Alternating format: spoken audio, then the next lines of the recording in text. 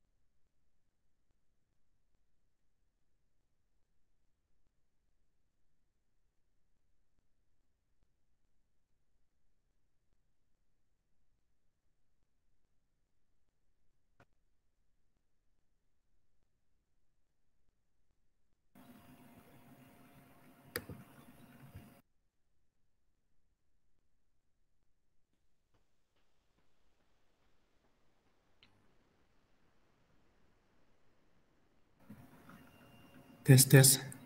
Halo Mbak Melisa. Halo, Bang. Sorry banget ya ngeganggu waktunya siang-siang gini yang bentar lagi mau UTS. Gak apa-apa. Mungkin Santuy boleh aja. Santuy aja. langsung aja sama moderator kita. Oke, Aku sering mantap. kepada waktunya. Makasih, Imam. Baik teman-teman, langsung aja karena waktu pukul telah menunjukkan jam 1:10. Kita buka dulu ya. Bismillahirrahmanirrahim. Assalamualaikum warahmatullahi wabarakatuh. Selamat siang dan salam sejahtera untuk kita semua. Pertama-tama saya ucapkan terima kasih yang banyak kepada teman-teman di sini dari GDSC Win Bandung ataupun GDSC Ciputra yang dari Surabaya maupun dari core team, core member ataupun dari forum luar. Selamat datang dan selamat menikmati acara kami. Dari pertama-tama mungkin teman-teman di sini banyak yang bertanya-tanya, apa sih bahasan kita? Apa sih acara kita di sini ya? Jadi mungkin dari latar belakangnya dulu ya. Kan kalau misalnya kita terutama di bidang teknologi gitu suka suka yang namanya dapat ide tiba-tiba gitu. Kita kan tiba-tiba ide yang cemerlang tuh gak tahu dari mana. Nah, terkadang ide itu tuh kita perlu realisasikan butuh bantuan dengan orang lain atau partnership lah bahasanya. Nah, itu juga menjadi suatu kebingungan gitu. Gimana sih kira-kira kita bikin relationship atau kita bikin partnership nih sama bidang atau external parties lah sebutannya. Nah, di sini kebetulan banget jadi kita bakal menyusung tema The Rules in Building the Foundation of Partnership atau bahasa bahasa lokalnya itu aturan-aturan membangun koneksi lah. Nah, jadi kebetulan banget di sini kami ditemani ada Kak Melisa Krisnawati, GDSC Lead dari Universitas Ciputra Surabaya. Apa kabar Kak Melisa? Halo, halo. Baik, gimana kabarnya kalian? Amin, alhamdulillah sehat-sehat semua sih di sini. Tadi dengar-dengar dari Lead tuh emang lagi menempuh mau UTS ya? Iya, sama-sama lagi mau UTS kita. Kirain universitas kami doang yang bisa dibilang telat gitu karena kita ternyata sekarang lagi UTS. Kalau UTS di sana gimana, Kak? Susah-susah? Iya, bisa dibilang, ya sebenarnya santuy sih. Ada yang bisa take home, ada yang project bisa take home, ada yang langsung online ngerjain tes, ngerjain ujiannya gitu. Ya kalau kalau buat take home biasanya sifatnya project ya, Kak? Iya, Seminggu, 2 project minggu gitu masih. ya? Iya, project. Nah, ngomong-ngomong mengenai UTS nih, kira-kira kesibukan Kakak tuh apa aja sih selain UTS ini? Selain UTS ya, ya kan karena masih ini ya semester 7 jadi juga masih, angkatan semester tua. Jadi masih di masa-masa, magang atau internship ya. Jadi ya jadi selain aku kuliah juga masih ada internship. Sekarang aku lagi internship di Apple, Wih, role-ku di keren. sana. Ya, role-ku di sana jadi, project manager and UI UX designer-nya sih, Itu yang jadi project begitu. manager dan UX design apakah magang juga atau emang udah tetap itu? Magang sih, jadi kayak, kamu magang di Apple itu nanti kayak setiap, kalau mereka sih bilangnya kayak setiap challenge gitu sih. Jadi nanti, selama magang itu kayak kamu nanti dikasih kayak challenge bikin sesuatu gitu, nah itu nanti di sana role-mu nanti terserah kamu pengen mau jadi iOS developer-nya atau jadi, PM-nya atau jadi desainernya gitu, ceritanya. Fahri berarti pas banget nih mau ngundang Kak Melisa ini kan ngomong-ngomong ya kata emang sudah rahasia umum ya kalau kita mau mencari atau apply ke tempat-tempat magang terutama perusahaan-perusahaan besar tuh selain dari skill kita juga butuh koneksi gitu. Boleh mungkin nanti agak di-spill tips-tipsnya kita membangun koneksi nih Kak. Langsung aja kita masuk ke bahasannya ya Kak. Nah jadi pertama-tama ya tagline kita ini atau induknya itu kan kerjasama nih, induk dari bahasan kita ini. Nah kalau menurut Kak, kok tah lagi. Nah kalau menurut Kak Melisa ini, kira-kira kerjasama itu apa sih? Kerjasama itu sebenarnya ini gini ya, awalnya itu, dalam artian kerjasama ini sebenarnya luas banget sih artinya kalau menurutku ya.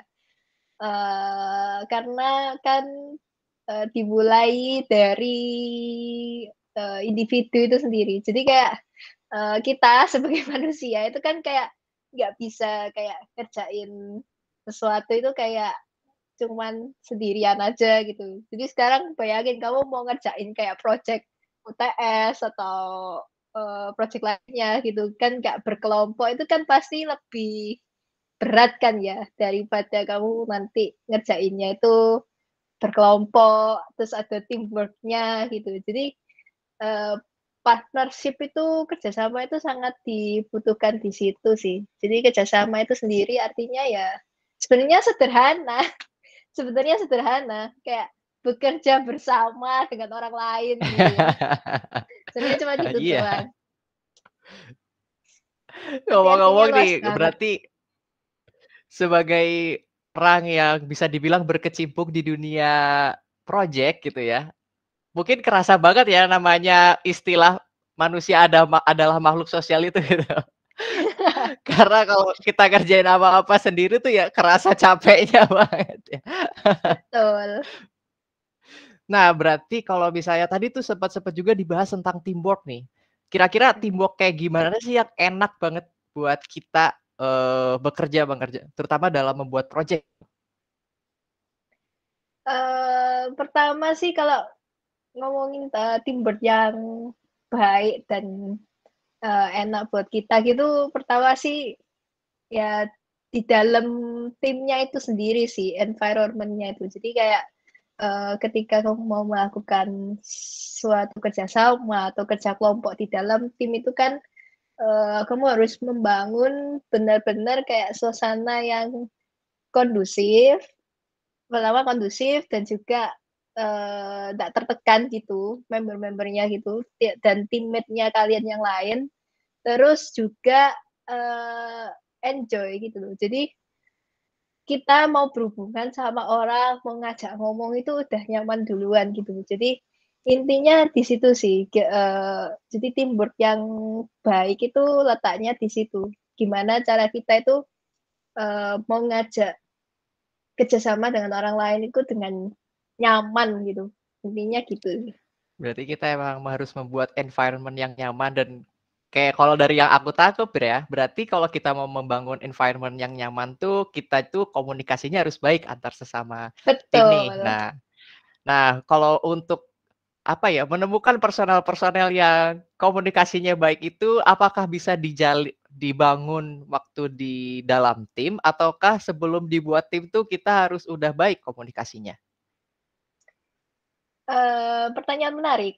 Jadi sebenarnya itu, dari awal ya, menurutku dari awal sejak ketemu sama orangnya gitu. Jadi itu harus kayak benar-benar terbangun lebih dahulu gitu ya. Jadi, ketika kita awal ketemu orang atau menghadapi orang gitu ya, kalau memang orang itu sudah nyaman dan kayak, enak banget diajak ngobrol dengan kita gitu, nanti pasti ke depannya itu kayak kamu mau ngerjain apa atau, mau ngerjain sesuatu bareng gitu pasti ke depannya itu pasti ya lancar-lancar aja, pasti lancar-lancar aja gitu. Berarti intinya kayak first impression gitu ya, first impression tuh bener-bener penting ya? Ya, first impression juga bisa, mempengaruhi juga sih sebenarnya. Jadi, eee, ketika ini juga berhubungan juga sih dengan kayak personal brand gitu ya. Jadi kayak ketika kita ketemu sama orang, terus, impression-nya kita ke mereka itu seperti apa, nyaman atau tidak. Nah itu, sebenarnya udah kalau kamu dari awal mau membangun partnership itu dari awal itu sudah mulai ini sih, mulai dibangun. Jadi, kamu harus kayak benar-benar kalau memang kamu mau berniat untuk berpartner dengan dia, ya harus benar-benar membuat orang itu nyaman gitu, supaya orang itu mau kerjasama bareng dengan kamu gitu, supaya nanti projeknya itu lancar gitu. Anggap aja kayak gini, eee, ketika kamu mau pacaran deh, atau mau mencari gebetan gitu ya, atau mau mencari gebetan, atau mau nembak seseorang gitu, kan kamu pasti juga mencari orang yang nyaman dulu kan ya, baru Iya, nanti bener banget. bisa bekerja sama gitu, gitu sih. Berarti kayak ada pesan tersirat tersendiri gitu ya, kayak kita harus nangkep-nangkep vibe-vibe yang emang satu frekuensi sama kita gitu ya. Biar nanti kalau kita kerjain apa, ataupun intinya membangun partnership itu sudah satu perspektif gitu ya, sudah sejalan gitu. Nah, ngomong-ngomong tadi Iya. juga seperti dibahas nih, personal branding gitu. Nah, gimana nih caranya kita memberikan impression atau kita memberikan give off a good vibe atau memberikan vibe ke pihak yang mau kita ajak partnership itu yang bagus atau cara-caranya tuh seperti apa sih? Tips-tipsnya lah gitu. Kalau menurutku yang paling pertama dan paling penting itu, sopan dan respect ya. Jadi pertama pasti kalau kamu mau terutama kamu kalau mau ngajak dari company gitu ya, atau mau ngajak ke dosen atau something yang really formal gitu, pasti yang pertama yang mereka lihat pasti itu sih. Jadi respect and ya just be you gitu. Jadi kayak intinya saling menghormati dia gitu loh, untuk supaya mau diajak kerjasama gitu. Jadi yang pertama itu attitude-nya sih, lebih ke sikapnya itu tadi. Jadi sikapnya harus ketika kamu mau ngajak ngomong dia, kita juga harus kudu dengerin, kudu berbicara, berkomunikasi supaya lancar, dan gimana caranya itu supaya bisa nyaman dengan pihak yang mau diajak kerjasama itu sih. Jadi kayak behavior, attitude-nya kita itu dulu yang ditata dulu ya, supaya nanti personal brand-nya di mata mereka itu supaya first impression-nya bagus dulu gitu, supaya nyaman dan mereka mau diajak. Oke, aku mau, I want to be your partner gitu, baru itu sih intinya.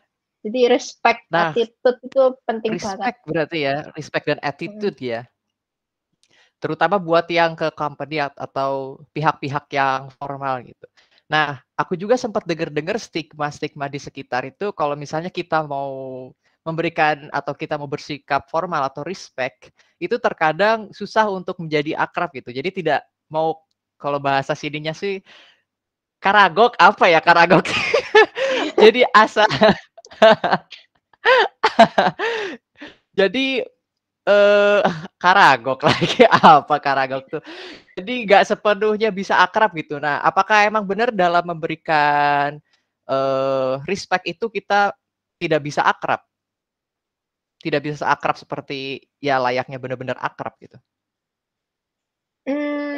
Respect ini dalam artian gini ya, intinya itu kamu bisa menghargai hubungannya antara dirimu dengan pihak yang akan diajak berpartner gitu. Dan artian ini kamu menghargai dan juga menghormati dia sebagai orang yang mau kamu ajak ngomong gitu. Jadi ya respect ini bisa digunakan supaya juga jangan terlalu kaku gitu lah ya. Ya kamu juga bisa harus membaca, pintar-pintar membaca lawan bicara yang bakal kamu ajak berpartner gitu ya. Jadi melihat situasi dan kondisinya juga sih. Jadi kalau misal nih ya memang awalnya kudu formal dan ini ya, soalnya kan kebanyakan kalau terutama kamu mau ngomong sama company itu kan pasti yang madep duluan itu antara HR atau orang-orang yang asisten manajer atau mungkin manajernya langsung gitu. Jadi kan pasti pertama kamu menghadapkan impression yang tadi itu dulu, respect dan menghargai lawan bicaranya ngomong gitu. Nah setelah itu baru nanti ya go with the flow aja, nanti kan pasti akrab sendiri kalau ketika dia udah mau dan nyaman ketika ngomong dengan kita gitu. Ya anggap aja kayak ngomong sama gebetan deh. Iya benar banget ya. Gimana caranya kamu deketin gebetan itu? Itu deh yang paling gampang ini. Iya. Ada tips and triknya gitu ya. Iya. Tadi sempat juga dibahas kalau misalnya ya kita harus ngelihat atau menyesuaikan dengan pihak yang mau diajak partnership-nya ya. Sebut saja pihak itu company gitu. Atau pihak kedua, kita sebut saja pihak kedua. Nah, buat pihak kedua ini apakah ada tipe-tipenya? Pihak kedua yang seperti ini kita harus handle seperti ini, pihak kedua yang seperti itu kita harus handle seperti itu. Kalau ini sih, kalau based on pengalamanku ya, ya itu tadi sih poinnya, kudu pintar-pintar membaca situasi dan kondisi dan orang yang mau diajak ngomong gitu sih. Jadi ke satu itu pintar membaca kondisi itu, terus yang kedua baru nanti kamu harus menyesuaikan diri gitu sama orangnya, sama kondisinya setelah dari pengamatanmu itu tadi. Jadi supaya bisa lebih rileks dan enjoy, orangnya nyaman mau diajak berpartner gitu. Intinya itu sih. Kalau tipe-tipenya sih, ya memang kadang ada orang yang kayak agak rewel gitu ya. Diajak partnership kayak kayak banyak maunya apa dan lain-lain. Ya coba kalau misalkan kayak gitu ya coba dengerin aja kayak belajar aja kayak jadi active listener gitu. Kalau misalnya dia yang ngomong kayak banyak maunya atau banyak mintanya atau sesuatu gitu ya. Biasanya gitu. Ya coba dengerin aja dulu syaratnya dia apa untuk kerjasama dengan kamu itu apa aja. Terus setelah itu kalau memang kalian memang benar-benar mau ngajak kerjasama dengan dia itu biasanya kalau company itu nanti bakalan ada kayak semacam surat gitu sih, kayak surat perjanjian atau MOU gitu ya, yang biasanya kayak ada, kalau benar-benar formal itu nanti kayak ada materainya gitu. Nanti kayak syarat-syaratnya apa dan lain-lain. Kayak kamu mau jual beli rumah apa, gitu kan pasti ada tuh. Kayak surat-surat kayak gitu itu nanti. Gitu.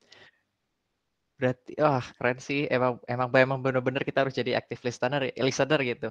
Nah, speaking of partnership dan kerjasama, aku tuh sempat stalking dulu nih Instagramnya Universitas Ciputra dan aku lihat buat event-eventnya tuh bisa dibilang luas-luas gitu partnershipnya, media media partnernya lah atau pembicaranya. Nah itu tuh terutama di zaman online seperti ini ya, how do we best approach them? Waktu itu ini deh DSC Ciputra itu buat nyari media partner acara tuh gimana nih caranya kira-kira? Oke. Memang waktu itu tahun pertamaku waktu jadi lead ini, yang tahun lalu itu juga benar-benar di kondisi yang gimana ya, peralihan peralihan antara offline dan online gitu ya. Jadi memang pertamanya itu agak susah gitu menyesuaikan gitu. Karena kan kita biasanya waktu itu ngumpul bareng, terus belajar bareng kayak di suatu ruangan gitu. Jadi bisa saling ngasih feedback, saling ngajarin gitu ya. Jadi kan kayak lebih kerasa banget gitu kan vibes-nya kalau lagi belajar bareng gitu. Nah, ketika corona datang, corona menyerang Indonesia gitu. Jadi kita kan beralih ke online tuh. Jadi ya memang agak susah sih awalnya kayak nyesuaiin apalagi kayak ngajakin anak-anak buat mau join event, terus buat ngeramein eventnya. Itu memang agak cenderung susah sih karena kan ya kita kuliah udah online terus kayak pasti kayak banyak distractionnya, banyak kemageran-kemageran. Ya biasa lah ya. Aku juga mahasiswa kok, tenang. Aku juga merasakan itu. Jadi kayak banyak-banyak faktor kayak gitu. Nah itu memang sempat jadi trouble waktu itu. Nah cara aku nakalnya waktu itu ya satu-satunya dengan cara berpartnership ini sih. Jadi kayak ketika aku itu beranggapan waktu itu ketika mengadakan event gitu ya, kita kita itu bisa ngadain bareng-bareng. Terus kenapa kok aku itu harus kayak maju sendiri gitu, bikin event sendiri gitu. Kan mending kayak ada temennya, mending ada yang saling support, ada yang saling bantu gitu. Jadi that's why eventku di tahun lalu itu full 20 plus itu kan ya sekitar ya 24 atau 25 waktu itu. Itu mostly gak ada event yang kayak benar-benar punyanya DSC UC sendiri sih. Jadi kayak eventnya kita itu pasti ada setidaknya ada satu partner yang kayak diajak bareng gitu, diajak event bareng. Jadinya kayak lebih rame, jadi lebih asik gitu kan. Juga waktu itu pernah sempat ngadain yang Android Study Jam itu. Itu kan acaranya benar berskala berskala nasional gitu ya. Jadi waktu itu ceritanya waktu aku ngadain Andre Study Jam itu berapa TSC ya waktu itu? Sekitar 18 kalau nggak salah. Ya 18 atau 20-an gitu. 18 sampai 20-an TSC. Itu asik banget sih sebenarnya. Dan awalnya aku juga ngerasa kayak aku cuman bilang ke anak-anak itu gini ke TSC lead yang lain. Guys, aku mau ngadain Andre Study Jam, siapa yang mau ikut itu? Dan aku kayak gak nyangka kayak bakal banyak banget yang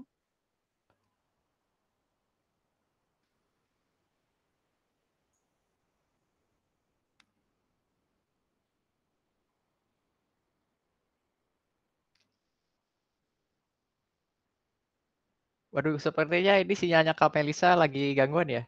Tes tes.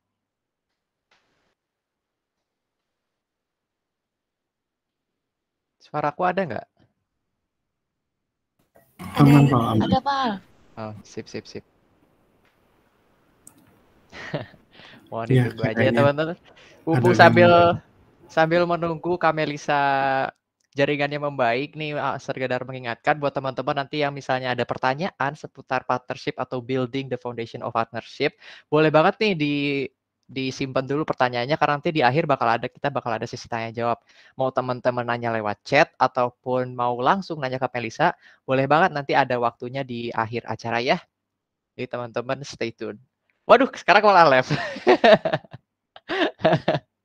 Boleh deh teman-teman yang ada pertanyaan bisa tinggalin aja dulu di chat pertanyaannya, nanti kita pilih-pilih. Karena pertanyaannya terbatas ya guys.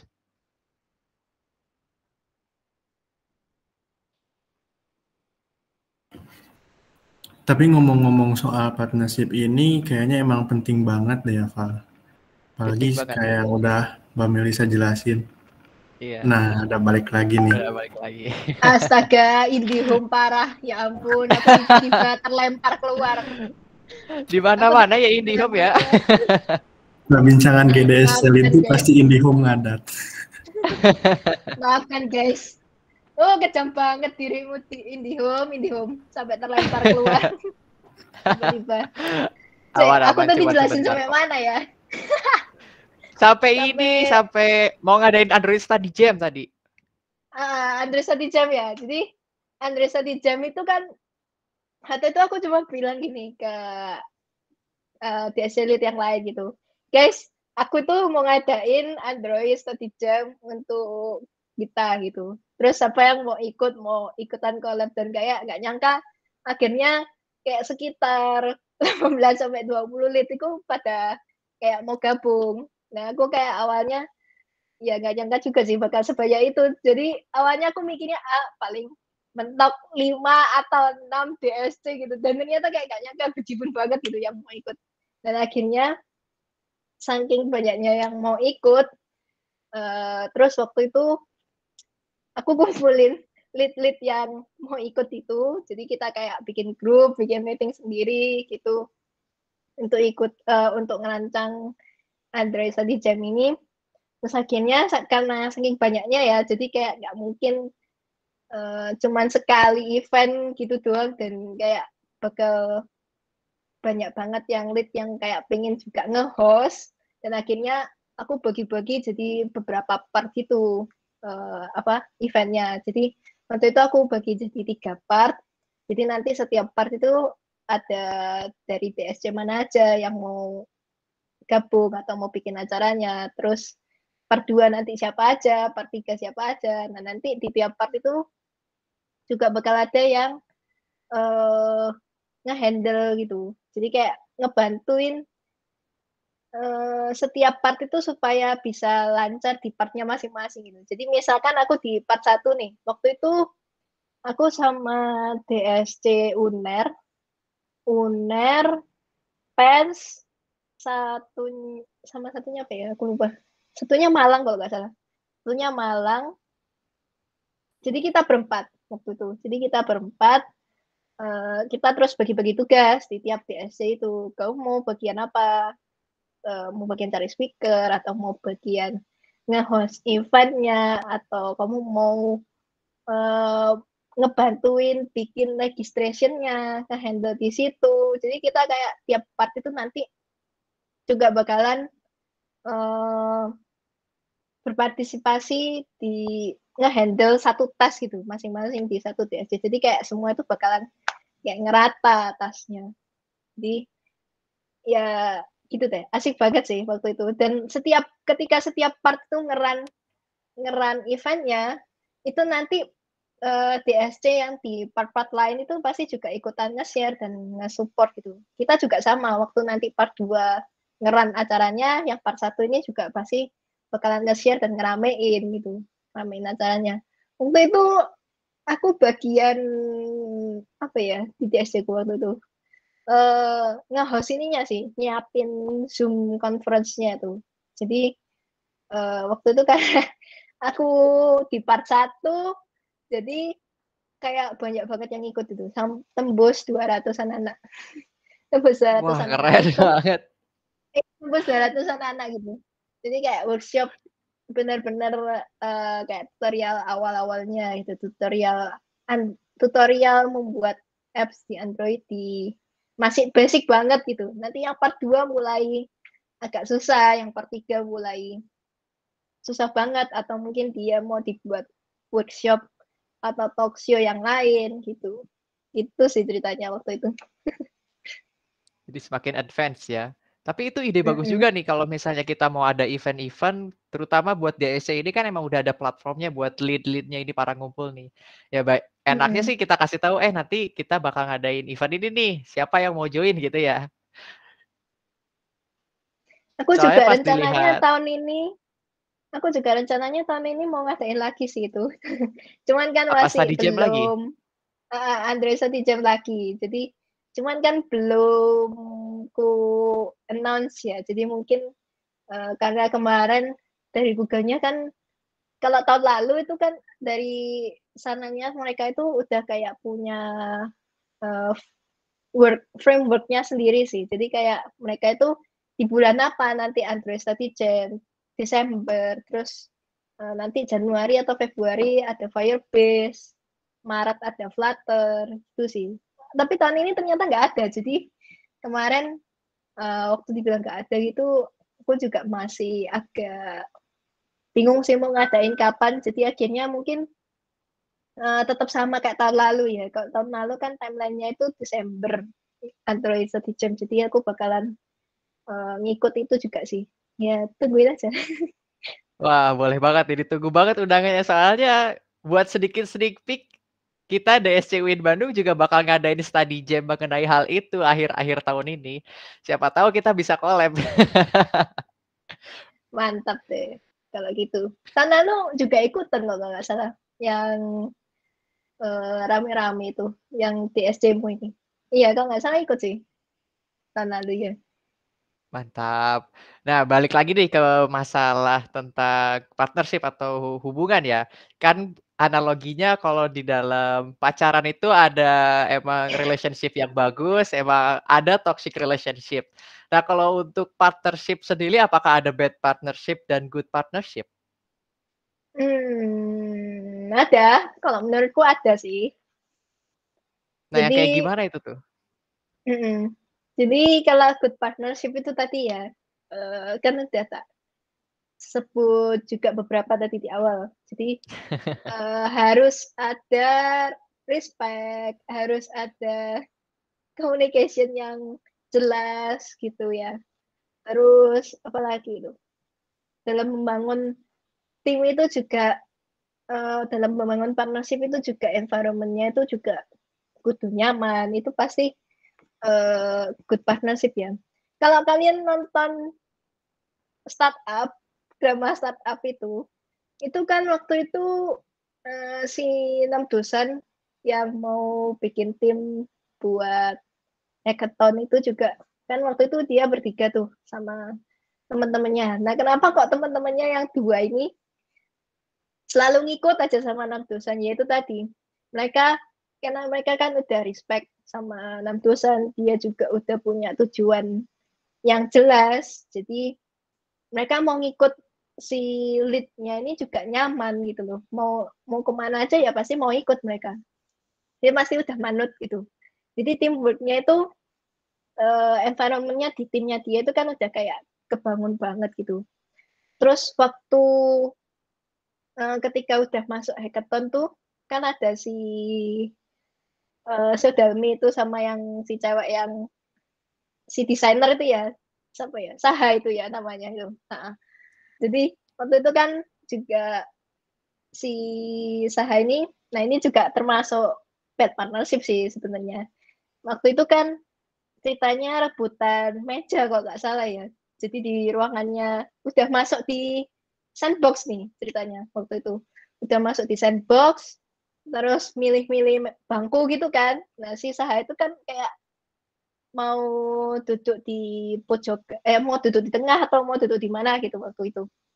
Nah tapi kan aslinya itu tempat duduknya untuk si CEO-nya di tengah supaya dia itu kan bisa mimpin rapannya dengan enak dan nyaman gitu kan. Nah itu juga salah satu termasuk uh, bad bad partnership sih. Jadi kayak ketika kamu mau menang sendiri atau egoismenya tinggi itu juga benar-benar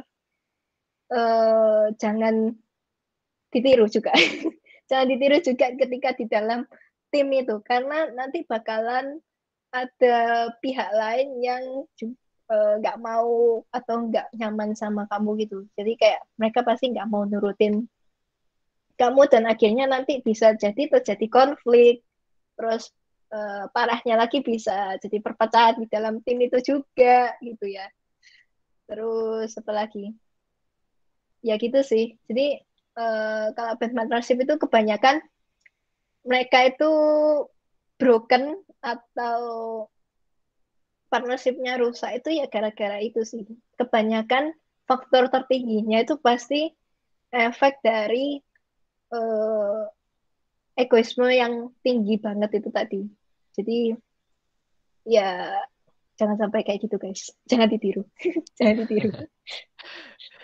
Kalau buat dalam ini ya, dalam kerja tim berarti sebutannya itu, hal-hal egoisme itu emang terkadang bisa kita jumpai di beberapa orang dan itu tuh emang latar belakangnya beda-beda gitu ya Kak. Ada yang emang bener-bener egoisnya tuh bener emang dia mau menang sendiri, ada juga yang dia berpikiran aku pengen menjadi yang terbaik, aku pengen berkontribusi atau aku pengen yang paling banyak nih ambil andilnya dalam satu kelompok ini. Nah, tapi kalau terlalu banyak bakal jadi egois gitu. Itu benar nggak sih Kak? Itu sebenarnya benar sih dan juga tanpa kita sadari juga terkadang kalau di tim itu sering banget kayak terjadi hal-hal yang seperti itu sih. Nah, itu sebenarnya nanti bakalan jadi responsible-nya si misal kalau di teamwork atau di project itu ya, itu nanti bakalan responsible-nya si PM ini. Jadi gimana caranya dia supaya menstabilkan environment-nya di timnya dia itu tadi. Jadi gimana caranya dia supaya benar-benar membagi tugasnya itu rata dan kalau misalkan ada anak yang kayak gitu, biasanya kalau aku ya, aku dengerin dulu dia mintanya apa, mau ngerjain apa. Terus kalau memang udah benar-benar oke dan dia komit mau ngerjain itu, ya udah aku nanti bakalan kasih tasnya ke dia. Toh dia juga komit dan mau ngerjain dan suka ngerjain kayak gitu, ngerjain tasnya itu. Jadi nanti tas-tas yang lain tuh bakal aku bagiin ke teammates yang lain gitu. Jadi juga dalam artian ketika aku ngasih tas ke si anak yang aku itu pengen tas yang kayak gini gini gini gini gitu. Ya udah, kalau misal dia sukanya desain, tapi nggak suka ngoding, ya udah nanti bakalan biasanya itu aku kasih tugas desain-desain. Oke, kamu nggak mau ngoding, nggak apa-apa, cuman kerjain tas yang kamu suka, kerjain tas yang kamu mau dan jangan sampai fail gitu. Dan kamu harus benar-benar responsibel mempertanggungjawabkan tas yang udah tadi kamu minta dan pengen itu tadi. Itu sih. Jadinya biar dalam artian teman-teman yang lain juga, teammate yang lain juga menerima hal itu gitu. Jadi misal kalau teammate yang lain masih ada yang nggak terima gitu ya nggak apa-apa ngomong aja gitu, dibicarakan baik-baik, dinegosiasikan baik-baik supaya nanti kerja kelompoknya ini atau proyeknya ini bisa berjalan dengan lancar gitu. Nah, berarti bisa kita tarik kesimpulan kalau misalnya dalam pemetaan tugas berarti sebutannya pemetaan tugas di awal itu kita lebih baik mempersilahkan aja nih ke tiap individunya kira-kira passionnya di mana, dan kalau emang dia udah memilih sesuai jalur passionnya, otomatis dia bakal responsible dan emang totalitas di task yang dia kasih gitu atau yang dia pilih. Nah, bicara mengenai dalam Betul. pekerjaan project nih yang cukup besar lah, yang bisa memakan waktu sampai sebulan atau 3 bulan. Ya contohnya solution challenge lah nanti yang bakal datang di DSC ini ya. Terutama terkadang juga ada nih ya beberapa personil yang nantinya tuh di tengah-tengah tuh dia burn out gitu. Tapi buat PM-nya sendiri terkadang nggak bisa buat menyadari hal tersebut bahwa ada anggotanya yang burn out. Nah itu tuh gimana sih biar kita bisa mengenali nih ada, oh ini kira-kira burn out nih, terus how to handle them. Oke. Itu juga sering terjadi di project-project itu ya, atau di teamwork atau di suatu ketika kamu mengerjakan project atau tugas gitu ya, kerja kelompok lah, itu juga pasti sering terjadi sih ya, walaupun nggak tugas kelompok pun, tugas individu kita pun sebagai individu juga kadang sering ngerasa burnout sendiri gitu ya, aduh aku kok mager banget, tugasku masih banyak gitu, tanggunganku masih banyak gitu ya.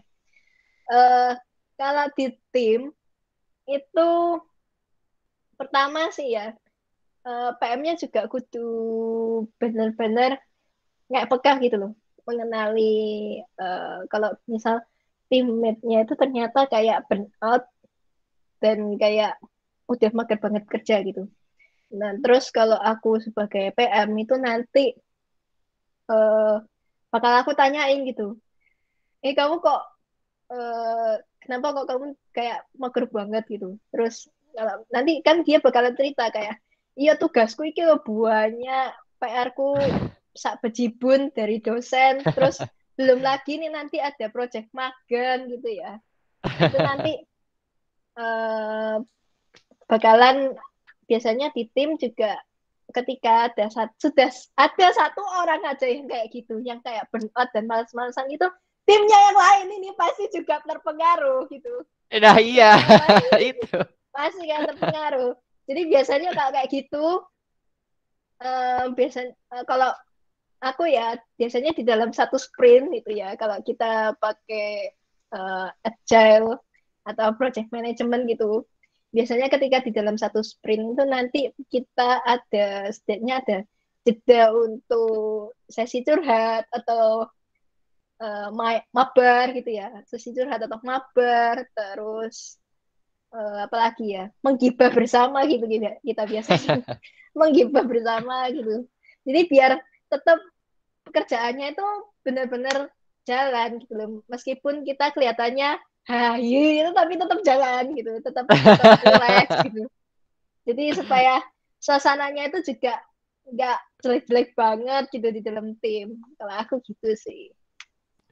Berarti perlu banget kita adanya ice breaking dan intermezzo tuh di tengah-tengah kepanasan kepanasan project gitu.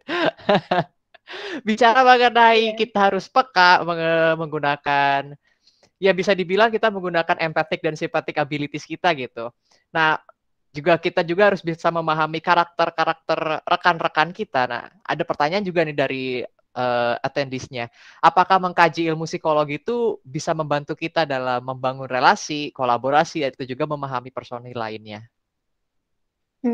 Oke, pertanyaan menarik ini. Jadi menurutku sendiri ya, psikologi itu kan kayak we learn about people gitu ya. Kita belajar tentang manusia dan karakteristiknya yang unik-unik dan lucu-lucu gitu kadang. Unik-unik dan lucu-lucu gitu kadang. Jadi psikologi ini menurutku ya bisa banget gitu loh, kayak jadi apa ya,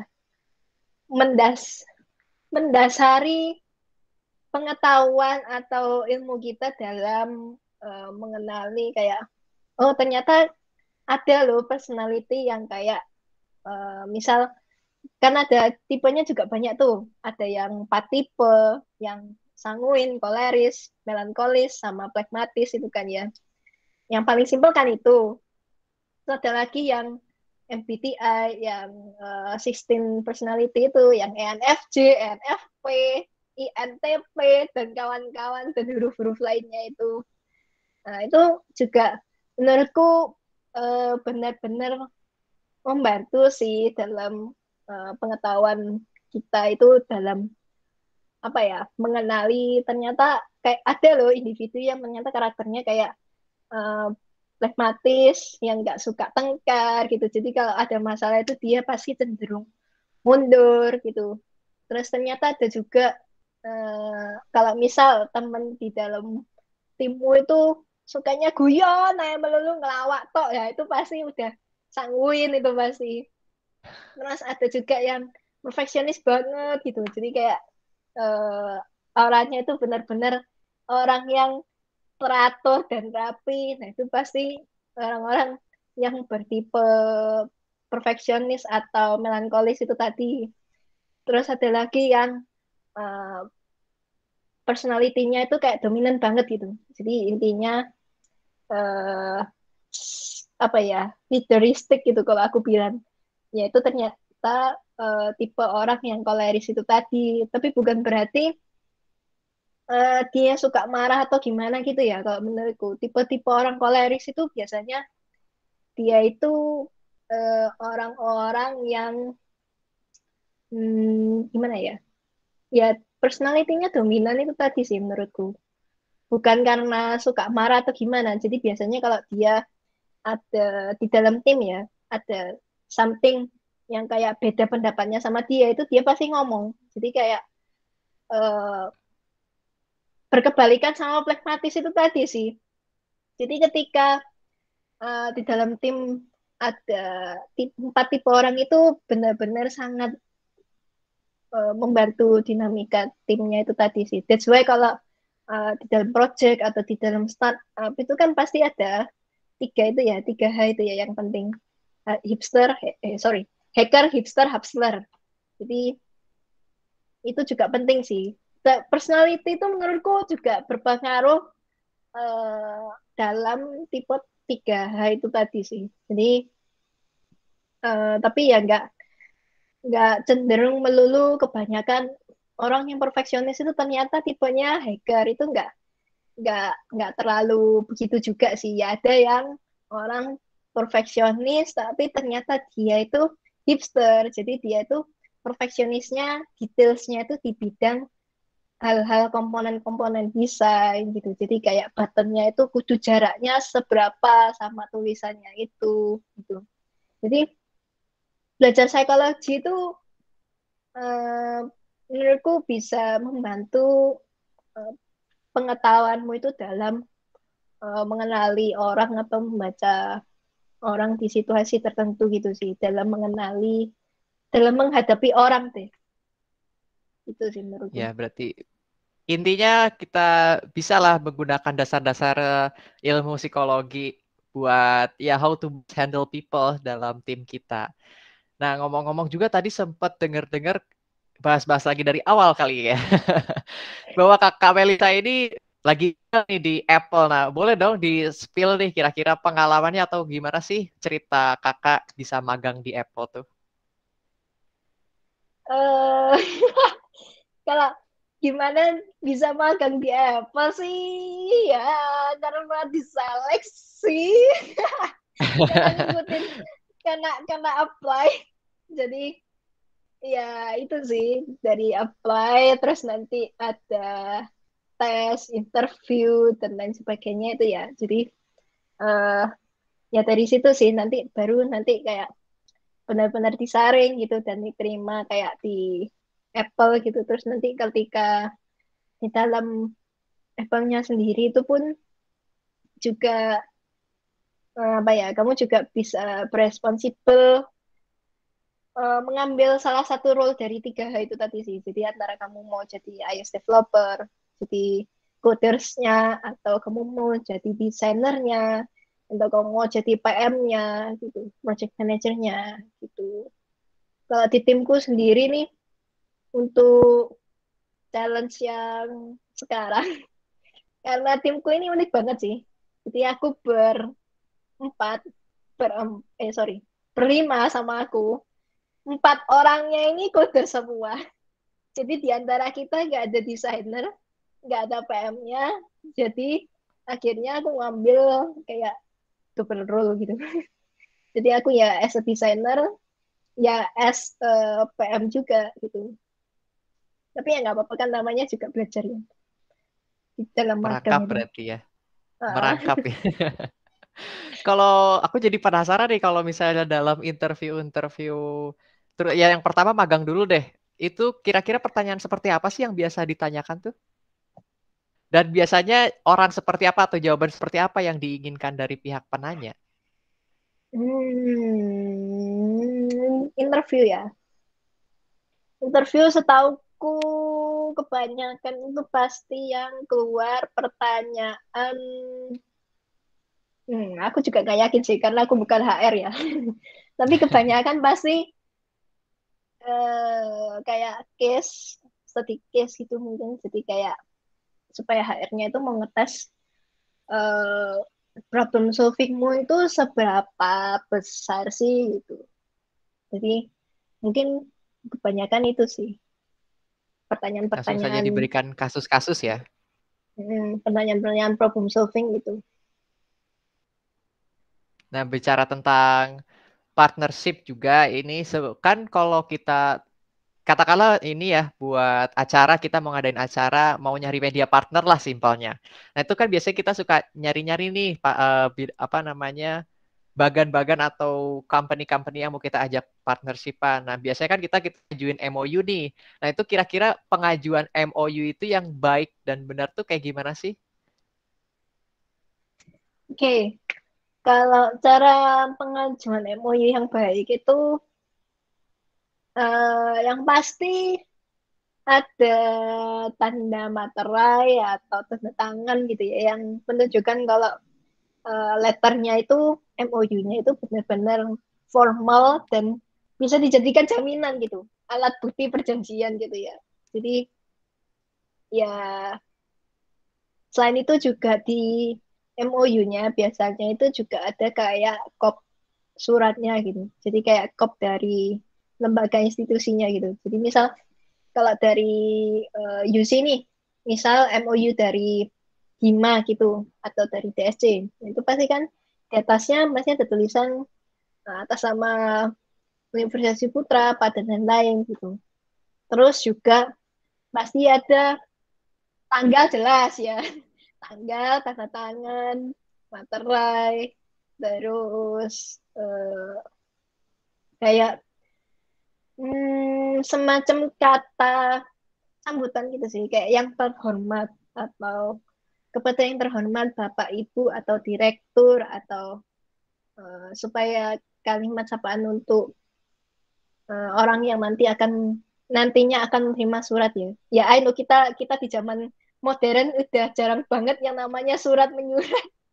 Jadi, tapi itu juga perlu banget guys. Karena kalau nggak ada itu juga suratnya itu nanti juga jadi nggak formal gitu sih. Meskipun ada kop suratnya, ada tanda tangannya, itu juga nanti dikira HR-nya atau direkturnya ini surat apaan, nggak ada tanda salamnya selamat pagi atau yang terhormat gitu kan, pasti sama mereka juga ditolak gitu.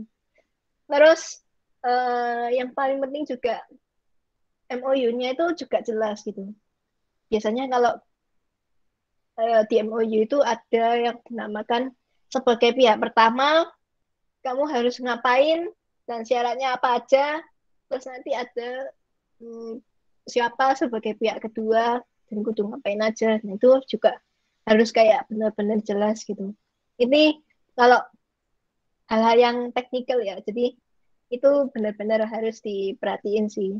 Kalau nggak gitu, nggak ada yang namanya nanti bakalan kayak transparansi gitu. Jadi kayak nggak, ya nanti ujung-ujungnya juga gambiar gitu. Surat perjanjiannya nggak jelas gitu. Jadi kalau misal in case kalau di salah satu pihak nih mau kayak melanggar perjanjian atau apa lah kan di MOU-nya itu kan sudah ada tertulis jelas banget gitu. Tadi berarti teknis sudah dibahas nih. Nah, kadang juga kita suka bingung kalau misalnya mau nge-reach ke pihak keduanya. Biasanya kan ada 3 jalur umum nih. Biasanya DM Instagram, WhatsApp, ataupun lewat email. Nah, kira-kira yang paling aman tuh yang mana sih?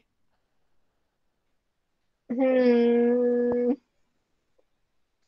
yang paling aman harusnya dan yang paling formal itu via email sih kalau ke perusahaan-perusahaan itu biasanya. Jadi kontak person yang disediain sama perusahaan itu juga pasti kebanyakan email pasti yang apa disediakan sama mereka gitu. Tapi juga nggak jarang kalau misal mereka punya CP number gitu atau nomor telepon WhatsApp atau Instagram itu juga bisa dihubungi lewat sana, tapi menurutku yang benar-benar jalur yang benar-benar formal atau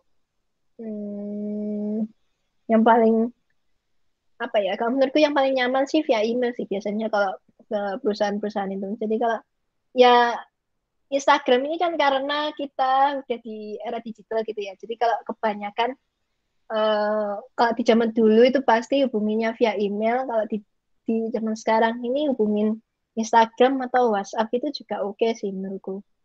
Udah nggak apa-apa.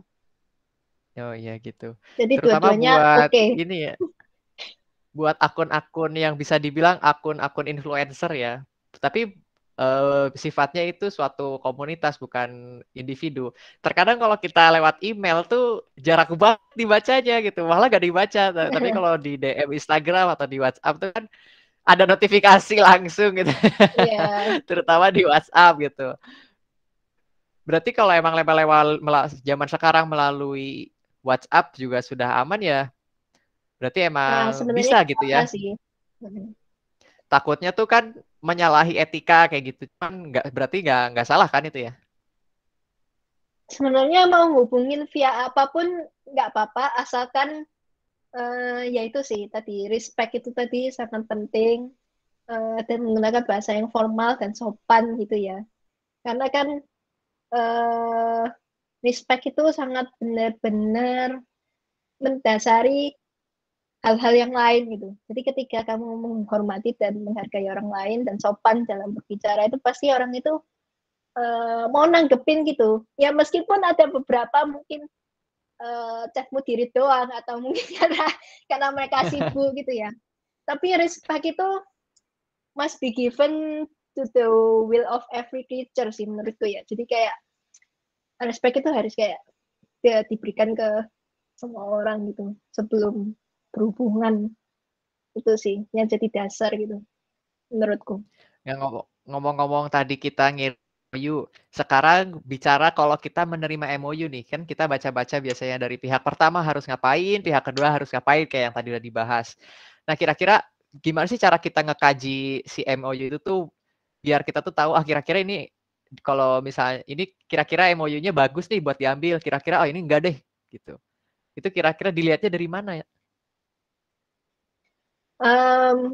Kalau aku sih ngelihat MOU-nya ini harus benar-benar mengkaji poin-poin yang harus dilakukan gitu. Jadi misalkan nanti kamu mau ngajak partneran dengan misalnya Tokopedia gitu ya untuk event sebagai media partner gitu. Jadi kami sebagai pihak pertama nanti akan mengadakan event bla bla bla dijelasin semua jelas gamblang di situ menurutku. Jadi ingin mengajak pihak kedua siapa Tokopedia gitu untuk sebagai tasnya ngapain gitu. Jadi masukin semua poin-poin yang benar-benar penting dan harus kayak benar-benar dilakukan gitu di dalam MOU-nya itu. Jadi MOU itu intinya harus benar-benar jelas dan gamblang gitu. Singkat, padat, dan jelas supaya yang baca itu juga gak terlalu panjang banget kayak baca cerpen gitu atau baca novel gitu. Itu sih. Kalau kadang juga mungkin kita lihat relevansinya kali ya, Kak. Kadang juga ini pengalaman aku kan ya jadi program partnership sih ya, saya suka nerima MOU gitu. Nah, kadang-kadang ada beberapa kayak pihak tuh yang ngasih MOU tuh nggak relevan sama GDSC sebenarnya, tapi menguntungkan gitu bisa buat branding. Nah, itu kira-kira diambil apa enggak ya kira-kira? Hmm, aku sih lihat konteksnya ya. Kalau semisal masih berhubungan dan oke, masih bisa dijalankan dengan baik itu, ya aku terima gitu sebagai media partner. Tapi kalau udah kayak bener-bener nggak ada hubungannya gitu, atau mungkin udah jauh banget relasinya, atau mungkin hal-hal yang nggak nyambung mungkin ya. Jadi meskipun ngajak pun mungkin nggak, ya kita tolak dengan halus. Balas signalnya dengan menolak dengan halus gitu sih. Nah, penolakan dengan halus itu yang seperti apa nih? Terkadang aku suka biasanya kalau saya udah nggak ditolak, aku mau aja ke lead gitu. Ah, ini mah gak akan diambil, tapi nggak tahu kan nanti nolaknya tuh gimana yang enak gitu. Ya jelasin aja. Mau pertama ya boleh sih kalian minta maaf dulu. Ya mohon maaf sebelumnya. Uh, ya jelasin aja kenapa alasannya kamu menolak dari MOU yang sudah diberikan itu tadi. Jelaskan secara baik dan benar gitu supaya pihak yang tadi baca replyanmu itu juga nggak sakit hati gitu. Nggak sakit hati gitu. Jadi ternyata ternyata karena alasannya itu eventnya kayak nggak berhubungan dengan teks sama sekali gitu, atau mungkin udah kayak relasinya jauh banget dan nggak bisa memungkinkan untuk di-share atau mengandung hal-hal yang nggak pantas untuk di-share gitu. Bisa dijelasin di reply-nya itu nanti. Oke, makasih banget nih jawabannya. Buat teman-teman takut lagi. Buat teman-teman barangkali ada yang mau bertanya, boleh banget raise hand atau lewat chat. Tapi kalau bisa raise hand lah biar langsung ngobrol sama Kak Feli saya juga. Siapa tahu ada yang mau atau mungkin dari lead Imam mau nanya ke Kak Melisa. Mungkin kalau ritme gampang lah nanya mah gitu. Mungkin yang lain dulu nih. Udah ada di PC-PC kolom aja chat ya, ini. Mam ya. Iya, kalau ritme ada problemnya juga. Itu mungkin yang di chat Val. Ada dari Udah, Kang Lutfi Sukma sama Teh Lustiana. Ada 2 pertanyaan. ya. Udah ditanyakan tadi, Mam. Oh iya benar. Aku sambil selip-selipin. Ya barangkali dari Kang Lutfi atau Teh Ya, Lustinya ada yang mau ditanyakan lagi gitu soal penjelasan barusan. ya boleh banget tuh. Raise hand, raise hand. Eh, Mungkin izin bertanya terkait dengan MOU atau perjanjian kerjasama. Itu enaknya tuh kan kita tuh bakal kedepannya bakal ganti periode ya. Mungkin ada beberapa perjanjian yang emang eh, melintasi periode satu dengan periode lain. Nah itu Oke. enaknya itu dibikin perjanjian kayak misal sampai pihak satu berakhir periodenya, atau misalkan setengah bulan, atau misalkan 1 tahun. Enaknya kayak gimana? Soalnya kan kayak kalau beda kepengurusan biasanya suka ada miss-miss gitu. Mungkin itu aja. Jelas nggak? Ya, oke. Jadi yang ditanyain gimana MOU-nya itu ketika ada ini ya perbedaan setiap periode jabatan gitu ya, Nah, iya. kurang Iya. lebihnya. Oke, dijawab sekarang? Ya dijawab sekarang Iya, ya. jawab sekarang aja, Kita Kak. langsung. Oke, jadi kalau perihal itu ya, itu balik lagi ke konteks yang tadi MOU-nya yang harus benar-benar jelas perjanjiannya itu dari kapan sampai kapan, apakah itu satu periode atau dalam jangka waktu cuma berapa bulan gitu. Nah itu bisa kamu masukin di situ sih. Jadi balik lagi ke konteks yang MOU itu harus secara real dan gamblang dan jelas gitu supaya nggak ada kesalahpahaman antara dua pihak gitu, supaya nggak ada miskom gitu. Intinya itu sih supaya transparansi itu tadi terjaga itu tadi. Oh, jadi emang harus dari awal itu dipastiin gitu kayak misalkan jangka waktunya berapa lama dan kalau misalkan emang mau selama periode itu aja harus ditulis juga di MOU-nya gitu.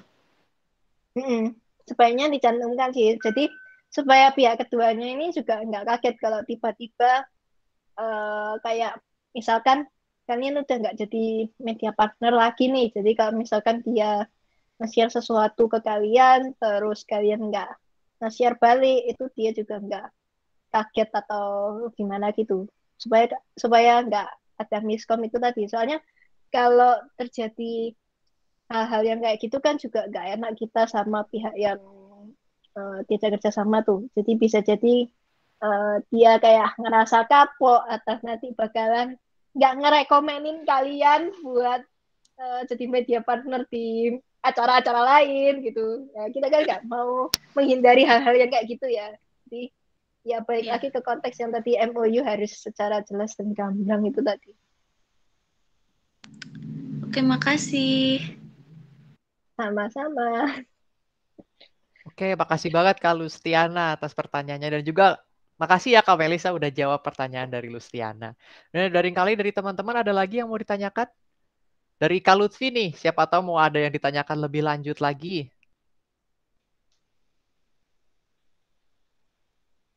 Hmm. Oke, silakan. Oh, Mau belum nanya ya. apa aja? Aku jadi pengen nanya nih Kak. Saya ingin Aku bertanya, sempat Kak. Oh ya boleh tuh Sudah Nopal. pembelian tuh. Nopal Berlian silahkan.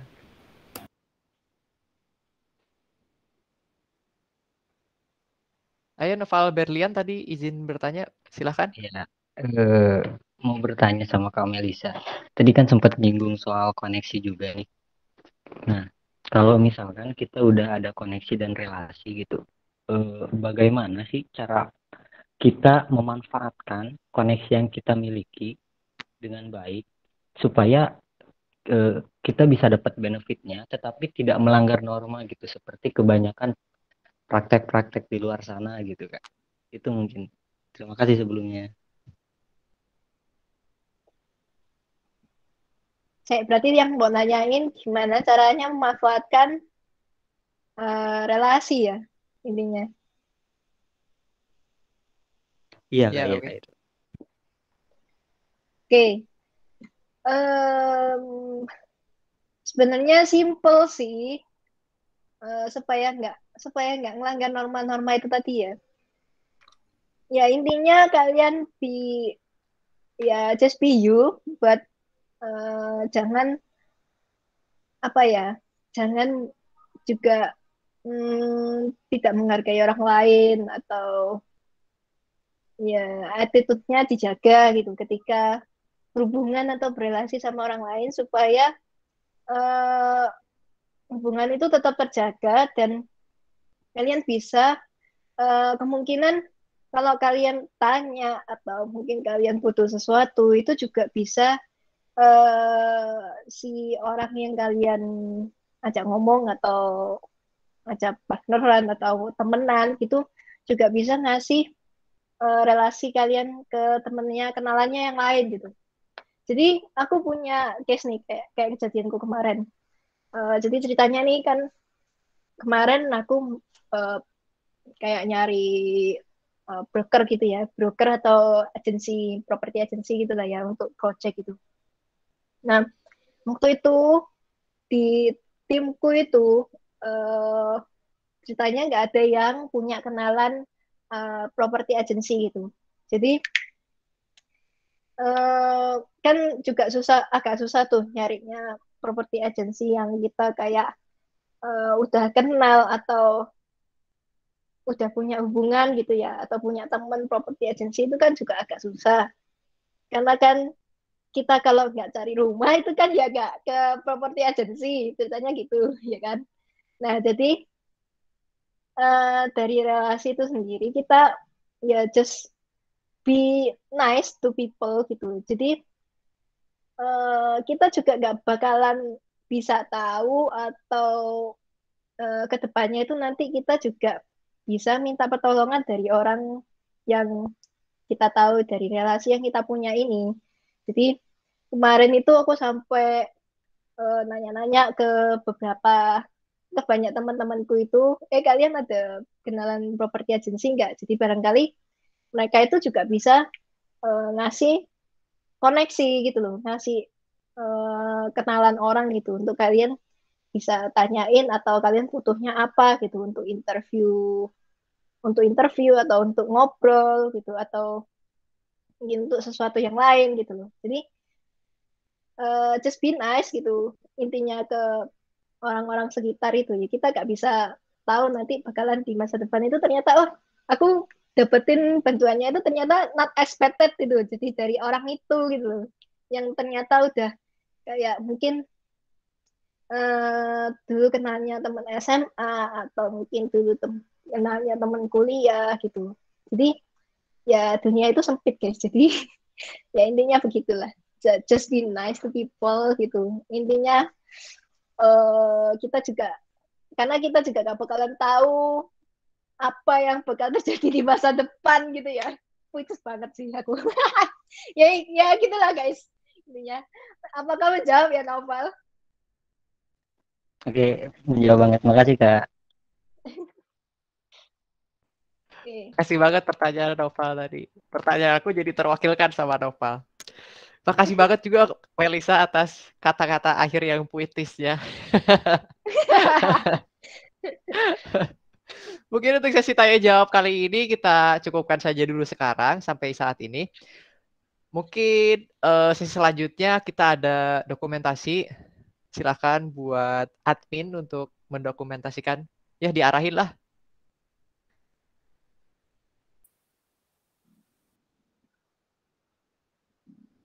Yuk teman-teman yang bisa on cam, ayo kita on cam dulu, kita foto bareng.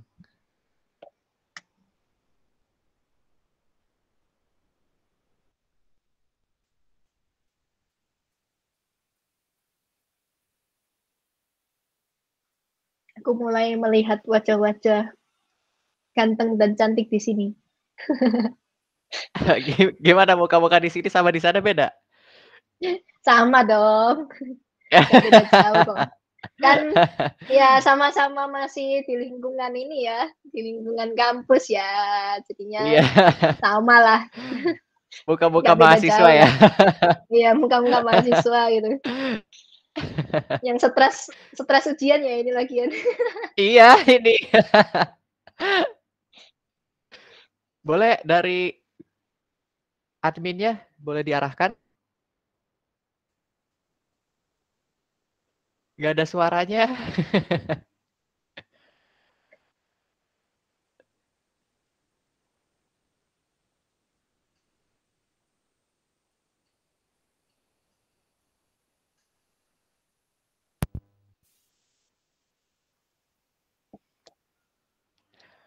Masih belum ada suaranya. Mungkin sama aku diarahkan ya. Sama ini tolong di screenshotin. Yuk teman-teman yang udah on cam semua ya. Jangan lupa kita gayanya pakai gini. Lambang GDSC. Iya, lambangnya GDSC. Siap ya. 1, 2, 3. Sekali lagi. Oke, siap. Gaya bebas sekarang. Kayak bebas. 1, 2, 3. Oke, mantap. Makasih banget Kak Melisa udah datang di acara talk show kali ini. Nanti siapa tahu ke depannya kita bakal ada partnership lagi lebih lanjutnya. Makasih juga buat teman-teman yang udah menyempatkan waktunya di sela-sela masa-masa ujian ini. Jangan lupa nanti event-event selanjutnya mohon diajak teman-temannya dan juga buat Kak Melisa sekali lagi terima kasih. Nanti kalau misalnya kita ada event dari Kak Melisa dari GDSC Ciputra atau ada event dari kami, bisalah melalui Imam ya, VC-VC sama Kak Melisa. Oleh karena itu, saya tutup saja. Terima kasih sekali lagi. Mohon maaf apabila banyak kesalahan. Wassalamualaikum warahmatullahi wabarakatuh. Selamat siang dan salam sejahtera semuanya. Dadah. Yuk, thank you banget. Thank you semua. Yo, makasih banyak Mbak Makasih Melisa Kak Melisa. sudah IPS-nya. Yuk, thank you, thank you.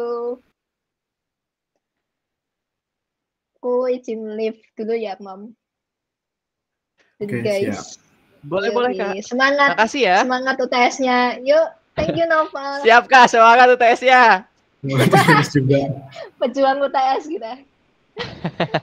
Oke, aku live dulu. Dadah semua. Bye.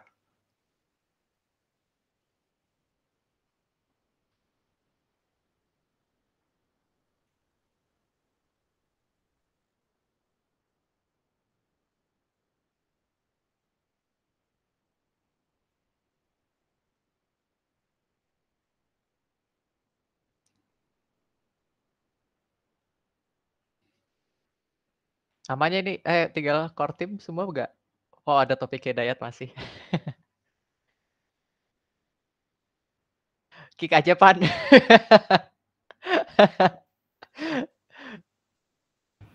Kasihan Fani nggak ada suaranya. Iya, nggak ada suara, Pan. Kick aja topik Hidayat. Itu stop record dulu. Rehan kick, Rehan. Rehan Adam kick.